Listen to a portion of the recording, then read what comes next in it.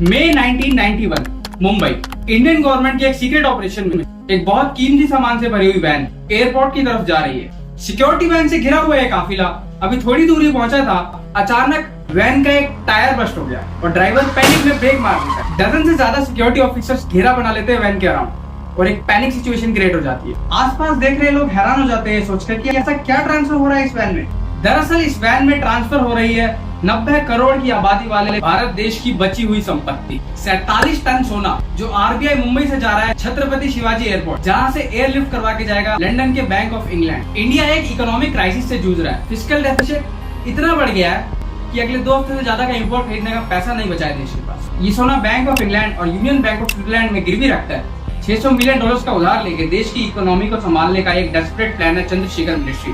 ये सोना पहुंच जाता है अपनी अपनी जगह पर और इंडियन गवर्नमेंट को थोड़ा सा पैसा मिल जाता है, पर अपोजिशन के सपोर्ट से बनी ये माइनॉरिटी गवर्नमेंट अपना बजट तक पास नहीं करवा पाती और गिर जाती। अगले महीने आती नरसिम्हा राव की गवर्नमेंट। राजीव गांधी ने हमारे संविधान को भी बदलकर महिलाओं को, शेड्यूल कास्ट, शेड्यूल ट्राइब सब लोगों को आरक्षण देकर हमारा पंचायती राज नए सिरे से खड़ा किया था, लेकिन वो पास नहीं हुआ। इन पार्टियों ने, मार्क्सिस्ट वगैरह पार्टियों ने जो अपॉइंट करती है एक ऐसे इंसान को एज फाइनेंस मिनिस्टर, जो देश को सिर्फ दिवालिया होने से ही नहीं बचाता बल्कि कुछ ऐसे हिस्टोरिकल चेंजेस लेके आता है इंडियन इकोनॉमी में कि देश की इकोनॉमी दुनिया की सबसे स्ट्रॉन्गेस्ट और सबसे तेज ग्रो करने वाली इकोनॉमीज में से एक हो जाती है। ये कहानी है भारत के 13वें प्रधानमंत्री रहे Manmohan Singh. India's development is of tremendous significance for the future of the entire developing world. I honestly believe that history will be kinder to me than the contemporary media. हमको है उनसे वफा की उम्मीद जो जानते नहीं वफा क्या है। प्रधानमंत्री जी, कुछ तो मजबूरियां रही होंगी, यूं ही कोई बेवफा नहीं होता। डॉक्टर मनमोहन सिंह एक इंडियन पॉलिटिशियन, एकेडमिशियन, इकोनॉमिस्ट और ब्यूरोक्रेट है। 2004 से 2014 तक इन्होंने एज अ प्राइम मिनिस्टर सर्व किया देश को। ये भारत के 13th प्राइम मिनिस्टर थे और जवाहरलाल नेहरू और इंदिरा गांधी के बाद तीसरे सबसे लॉन्गेस्ट सर्विंग प्राइम मिनिस्टर थे। ये इंडिया के पहले और ओनली नॉन हिंदू और सिख प्राइम मिनिस्टर थे। जवाहरलाल नेहरू के बाद मनमोहन सिंह ऐसे दूसरे प्राइम मिनिस्टर थे जिन्हें री इलेक्ट किया गया था। उनके बाद current prime minister Narendra Modi ऐसे तीसरे प्राइम मिनिस्टर हैं जिन्हें फिर से इलेक्ट किया गया एक 5 साल के टर्म को सर्व करने के बाद। मनमोहन सिंह का जन्म 26 सितंबर 1932 में उस टाइम के वेस्टर्न पंजाब के घाह विलेज में हुआ था, जो पाकिस्तान के पंजाब प्रोविंस में आता है। उनके बचपन के गांव में जहां वो 4th क्लास तक पढ़े थे, उनके एक क्लासमेट राजा मोहम्मद अली ने उनसे मिलने की गुहार लगाई और 2008 में डॉक्टर सिंह ने उन्हें मिलने बुलाया। उसके बाद से पंजाब प्रोविंस की गवर्नमेंट ने गांव विलेज को as a model village develop किया डॉक्टर सिंह के ऑनर में और वहाँ एक स्कूल का नाम Manmohan Singh government boys primary school भी रखा। और 2012 में इंडिया के एक इंस्टीट्यूट ने मनमोहन सिंह के ऑनर में एक मिनी सोलर ग्रिड भी बनाई, जिससे आज गांव विलेज की 51 फैमिलीज और 3 मस्जिदों की पावर सप्लाई होती है। मनमोहन सिंह की अर्ली स्कूलिंग उर्दू मीडियम में थी और अपने प्राइम मिनिस्टर ईयर्स में भी वो अपनी हिंदी स्पीच को उर्दू या गुरुमुखी स्क्रिप्ट में लिखते थे। पार्टीशन के बाद उनकी फैमिली अमृतसर शिफ्ट हो गई और उन्होंने अपनी पढ़ाई हिंदू कॉलेज से करी। पंजाब यूनिवर्सिटी से उन्होंने ग्रेजुएशन करी और होशियारपुर के यूनिवर्सिटी कॉलेज से उन्होंने इकोनॉमिक्स से पोस्ट ग्रेड करी। अपने पूरे एकेडमिक करियर में मनमोहन सिंह हमेशा फर्स्ट आए। 1957 में इन्होंने कैम्ब्रिज यूनिवर्सिटी से इकोनॉमिक्स ट्राइकोर्स करी। यहाँ पे पहली बार इन्हें पॉलिटिक्स के ह्यूमन इन्फ्लुएंस के बारे में पता चला अपने सीनियर्स के थे और फिर 1960 में ऑक्सफोर्ड यूनिवर्सिटी से इन्होंने PhD करी। लंदन से आने के बाद मनमोहन सिंह 1965 तक इकोनॉमिक्स के प्रोफेसर रहे पंजाब यूनिवर्सिटी में। उसके बाद इन्होंने 1969 तक United Nations conference on trade and development के लिए काम किया, जो यूनाइटेड नेशंस की एक ऑर्गेनाइजेशन है। 1969 से 1971 तक doctor Singh Delhi school of economics में इंटरनेशनल ट्रेड के प्रोफेसर थे। यहाँ इनकी मुलाकात हुई प्रोफेसर PN धर से, जो प्राइम मिनिस्टर इंदिरा गांधी के पर्सनल सेक्रेटरी। मनमोहन सिंह के बहुत अनफैशनेबल व्यूज थे इकोनॉमिक्स मैनेजमेंट को लेकर। उनकी थीसिस के हिसाब से इंडिया सक्सेसफुली वर्ल्ड मार्केट में कम्पीट कर सकता था, जो एक वाइल्ड आइडिया था उस टाइम के हिसाब से और ज्यादा लोग उनको सीरियसली नहीं लेते। एक दिन UNCTAD की एक मीटिंग में जाते वक्त एक प्लेन में minister of foreign trade Lalit Narayan Mishra की मुलाकात मनमोहन सिंह से होती है और वो उनसे एडवाइस लेते हैं। मनमोहन सिंह के व्यूज से वो इम्प्रेस हो जाते हैं और जब उनकी मिनिस्ट्री की एडवाइजर की पोस्ट वैकेंट होती है वो पीएन धर के सजेशन पे उन्हें अपना एडवाइजर अपॉइंट करते हैं। यहाँ से शुरू होता है इनका पॉलिटिकल करियर और इसके बाद 1973 में वो फाइनेंस मिनिस्ट्री के चीफ एडवाइजर बन जाते हैं। ये टाइम था इंडियन पॉलिटिक्स का सबसे ज्यादा क्राइसिस से भरा। पाकिस्तान से वॉर रिसेंटली ही खत्म हुई थी और 1973 की ऑयल क्राइसिस चल रही थी।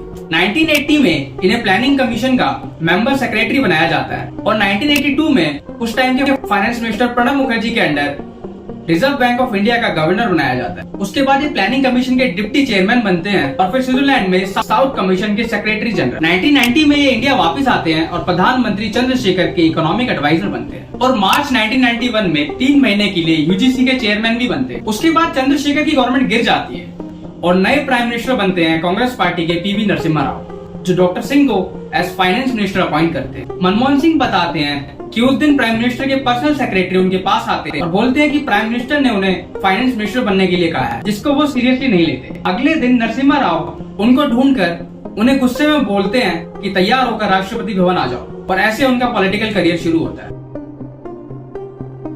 अर्ली 1991 में इंडिया की इकोनॉमिक कंडीशंस बहुत खराब थी। फिस्कल डेफिसिट जीडीपी के 8.5% तक बढ़ गया था, यानी गवर्नमेंट बहुत ज्यादा खर्चा कर रही थी और रेवेन्यू उतना नहीं था। और करंट अकाउंट डेफिसिट यानी कि करंट बैलेंस 3.5% था जीडीपी का।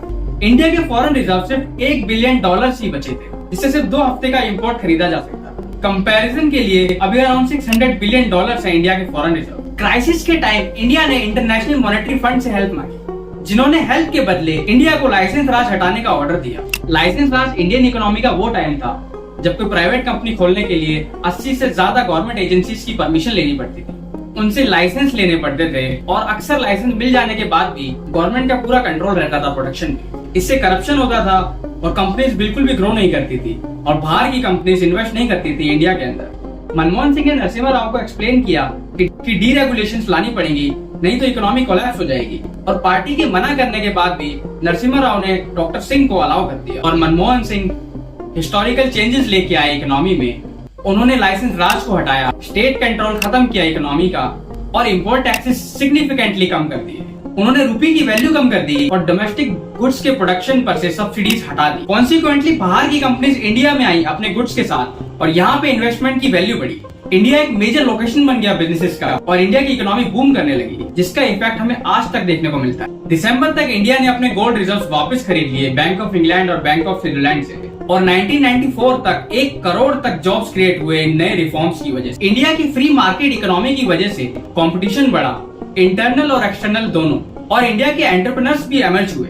मनमोहन सिंह की पॉलिसीज ने हमेशा के लिए बदल के रख दिया देश को। Long term cabinet minister Chidambaram ने मनमोहन सिंह की पॉलिसीज के लिए उन्हें इंडिया का डैंग शाओपिंग भी कहा। हर्षद मेहता स्कैम के टाइम पे मनमोहन सिंह ने रेजिग्नेशन भी दिया था नरसिम्हा राव को, पर उन्होंने रेजिग्नेशन लेने से मना कर दिया और उनको प्रॉमिस किया कि मेन अक्यूज्ड को सजा दिलवाएंगे। 1991 से मनमोहन सिंह राज्यसभा में इलेक्ट हुए प्रेसिडेंट के नॉमिनेशन के थ्रू। उसके बाद 1995 और 2001 में भी री इलेक्ट हुए। 1998 से 2004 तक ये राज्यसभा में अपोजिशन के लीडर बने जब बीजेपी की रूलिंग गवर्नमेंट थी। 1991 में साउथ दिल्ली कॉन्स्टिट्यूएंसी से इन्होंने लोकसभा चुनाव भी लड़ा, जिसमें वो हार गए। मनमोहन सिंह अपने पूरे पॉलिटिकल करियर में सिर्फ एक ही इलेक्शन में खड़े हुए, जिसमें वो नहीं जीते। 2004 में अटल बिहारी वाजपेयी ने अपनी सरकार को डिसॉल्व कर दिया क्योंकि स्टेट इलेक्शंस में उनकी पार्टी अच्छा कर रही थी।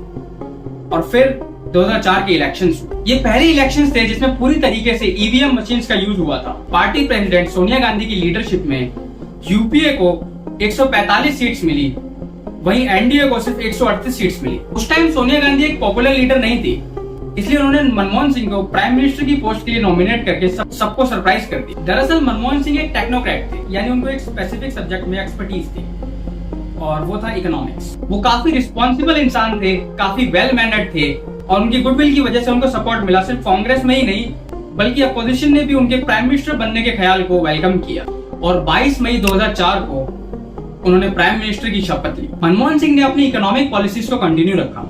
इस टाइम इंडिया की इकोनॉमी अभी तक की हिस्ट्री में सबसे तेज ग्रो कर रही थी।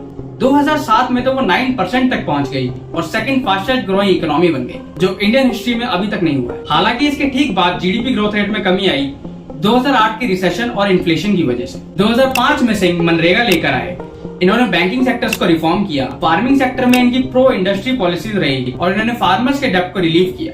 इन्होंने सेल्स टैक्स को हटा के वैल्यू एडिड टैक्स को इंट्रोड्यूस किया। इन्होंने वाजपेयी गवर्नमेंट की हाईवे बिल्डिंग और गोल्डन क्वाड्रिलेटरल बनाने के प्रोसेस को कंटिन्यू किया। 2008 के मुंबई टेरर अटैक्स के बाद इन्होंने NIA का गठन किया और UIDAI को एस्टेब्लिश किया, जिन्होंने आधार कार्ड बनाया। इन्होंने कश्मीर रीजन को स्टेबलाइज करने की कोशिश करी, जो इनिशियल सक्सेस के बाद में फेल हो गई। पर नॉर्थ ईस्ट में इनकी पॉलिसीज की वजह से एक लॉन्ग टर्म रिलीफ देखने को मिला। इनकी फॉरेन पॉलिसी नरसिम्हा राव की तरह प्रैग्मेटिक रही। काफी कंट्रीज से इन्होंने रिलेशंस इंप्रूव किए और अटल बिहारी वाजपेयी के पाकिस्तान से रिलेशंस को पैसिफाई करने के प्रोसेस को कंटिन्यू किया। इन्होंने चाइना से रिलेशंस भी इंप्रूव किए और नाथुला पास को खुलवाया, जो 4 दशकों से बंद था। इन्होंने अफगानिस्तान से भी रिलेशंस एस्टेब्लिश किए और इंडिया अफगानिस्तान का सबसे बड़ा डोनर बन गया। 2009 में फिर से प्राइम मिनिस्टर बने और इन्होंने अपनी पॉलिसीज को कंटिन्यू रखा। पर अब ये भी मत समझ लेना कि डॉक्टर सिंह कंट्रोवर्सी से दूर और बिल्कुल क्लीन रहे हैं। 2012 में CAG ने पार्लियामेंट में रिपोर्ट डाली। इस रिपोर्ट में था कि 2005 से 2009 के बीच कई सारी प्राइवेट कंपनीज को बिना बिडिंग के कोल ब्लॉक्स अलोकेट किए गए, जिसकी वजह से इंडियन गवर्नमेंट को $23 बिलियन का नुकसान हुआ और इस दौरान मनमोहन सिंह कोल मिनिस्टर। सिमिलरली 2G स्कैम, जिसमें 2G स्पेक्ट्रम के 122 लाइसेंस कुछ स्पेसिफिक टेलीकॉम कंपनीज को बेच दिए गए बहुत कम पैसों में, जिससे गवर्नमेंट को $25 बिलियन का नुकसान हुआ। उसकी जांच के लिए पार्लियामेंट में एक जॉइंट पार्लियामेंट कमेटी बनाई गई।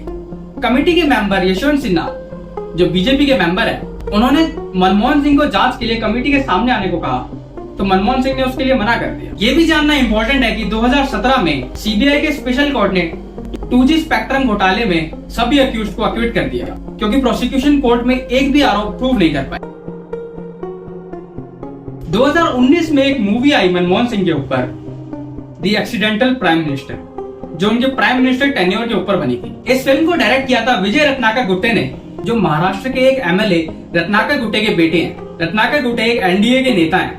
ये फिल्म बेस्ड थी संजय बारू के एक मेमोरी पर, जो 2014 में उन्होंने पब्लिश किया था। इस मूवी में अनुपम खेर ने मनमोहन सिंह का रोल किया था। लोगों ने अक्षय खन्ना और अनुपम खेर की एक्टिंग की तारीफ करी है, लेकिन मूवी को काफी कम रेटिंग्स मिली। इंडियन एक्सप्रेस ने तो इस मूवी को आउटराइट प्रोपेगेंडा कहा। उन्होंने कहा कि फॉरेन प्राइम मिनिस्टर को वीक और स्पाइनलेस पोर्ट्रे करने के लिए ही ये मूवी बनी। इस मूवी को हिस्टोरिकली इनएक्यूरेट भी कहा गया। इस फिल्म के मुताबिक संजय बारू मनमोहन सिंह के स्पोक्स पर्सन और मीडिया एडवाइजर थे 2011 के एंटी करप्शन मूवमेंट के टाइम पे, जबकि संजय बारू तो सिर्फ मई 2004 और अगस्त 2008 तक ही इस पोजीशन में थे। इस फिल्म के ट्रेलर को बीजेपी ने अपने ऑफिशियल ट्विटर अकाउंट पे शेयर किया। वहीं कांग्रेस के नेताओं ने इसे प्रोपेगेंडा बताया और इसका विरोध किया। बिहार के एक कोर्ट ने तो अनुपम खेर और मूवी से जुड़े 13 लोगों पर FIR करने का ऑर्डर दिया, पॉलिटिकल लीडर्स को डिफेम करने के लिए। इस मूवी में जो भी दिखाया गया, 2019 के जनरल इलेक्शन से पहले दोनों साइड में काफी गर्मा गर्मी हुई इसकी वजह से, और लोगों के मनमोहन सिंह को लेकर परसेप्शन में कुछ तो चेंज नजर आया। मनमोहन सिंह की पॉलिसीज को मनमोहनोमिक्स भी कहा जाता है। उन्होंने इंडियन इकोनॉमी को ग्लोबल इकोनॉमी से इंटीग्रेट करने के प्रोसेस को शुरू किया, नेबर्स के साथ रिलेशंस इंप्रूव किए, US के साथ एक न्यूक्लियर डील भी साइन करी, जिसके बाद इंडिया की न्यूक्लियर आइसोलेशन खत्म हुई। वो इकोनॉमिक ग्रोथ, डेवलपमेंट और पॉवर्टी रिडक्शन के लिए प्रेस किए जाते हैं और करप्शन स्कैंडल्स और इन्फ्लेशन चैलेंजेस के लिए क्रिटिसाइज भी किए जाते हैं। अल्टीमेटली उनकी लीडरशिप का ओवरऑल कंट्री पे काफी इम्पैक्ट पड़ा है। खुशवंत सिंह उनको इंडिया का बेस्ट प्राइम मिनिस्टर बताते हैं और उनको जवाहरलाल नेहरू से भी ऊपर रखते हैं प्राइम मिनिस्टर्स की लिस्ट में। अपनी बुक एब्सोल्यूट खुशवंत में वो बताते हैं कि 1999 के इलेक्शन से पहले मनमोहन सिंह ने कैंपेनिंग के लिए उनसे 2 लाख रुपए उधार लिए और हारने के तुरंत बाद सबसे पहले उन्होंने उनके 2 लाख रुपए वापस किए, जो उन्होंने टैक्सेस बुक करने के लिए लिए थे। मनमोहन सिंह को वो इंटीग्रिटी का सबसे बढ़िया एग्जाम्पल बताते हैं। ब्रिटिश अखबार द इंडिपेंडेंट मनमोहन सिंह को a man of uncommon decency and grace बताते हैं, ये बोलते हुए भी कि वो प्राइम मिनिस्टर होके भी मारुति 800 चलाते हैं। फोर्ब्स मैगजीन 2010 में मनमोहन सिंह को मोस्ट पावरफुल पीपल की लिस्ट में 18th नंबर पे डाल के उनको डिस्क्राइब करते हुए बोलती हैं कि डॉक्टर सिंह सबके द्वारा प्रेज होने वाले जवाहरलाल नेहरू के बाद इंडिया के बेस्ट प्राइम मिनिस्टर हैं। वहीं टाइम मैगजीन एशिया एडिशन अपने 10 से 17 जुलाई 2012 के एडिशन में मनमोहन सिंह को एक अंडर अचीवर बोलती है। पॉलिटिकल अपोनेंट्स, जिसमें बीजेपी के LK आडवाणी भी शामिल हैं, मनमोहन सिंह को वीक और 10 जनपद से इंस्ट्रक्शन लेने वाले बताते हैं। मनमोहन सिंह को 2G, Coalgate, palmolein import scam, S band spectrum जैसे घोटालों के मामलों में साइलेंट रहने के लिए क्रिटिसाइज किया जाता है। इन सब के अलावा मिस्टर सिंह को हिस्ट्री इंडिया की इकोनॉमी को हमेशा के लिए बदल के रख देने के लिए याद रखेगी। ऐसे ही और पॉलिटिकल लीडर्स जिन्होंने इंडिया की हिस्ट्री में इम्पैक्ट डाला, उन पर वीडियोस मैं लाता रहूंगा अपनी पॉलिटिकल लीडर्स की सीरीज में। वीडियो अच्छा लगा हो तो इसे शेयर करो और मेरे चैनल को सब्सक्राइब करो। उससे मुझे और वीडियोस बनाने की मोटिवेशन मिलेगी और मेरी ग्रोथ होगी। हिंदू धर्म कैसे पूरी दुनिया में फैला, ये जानने के लिए इस वीडियो पे क्लिक करें। मिलते हैं नेक्स्ट वीडियो में, तब तक के लिए जय हिंद।